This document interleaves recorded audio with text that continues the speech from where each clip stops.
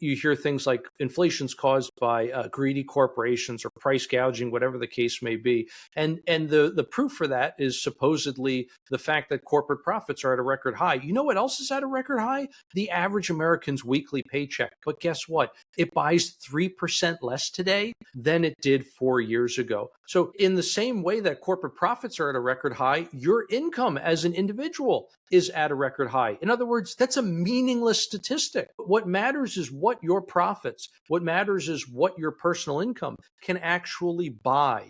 And by that metric, you're looking at negative values for most Americans and for most American corporations. Now, of course, there are some exceptions to that rule, the Mag 7, which have basically been carrying the market, right? There are certain corporations whose earnings have outpaced inflation. Okay, fine. There are certain individuals whose incomes have outpaced inflation.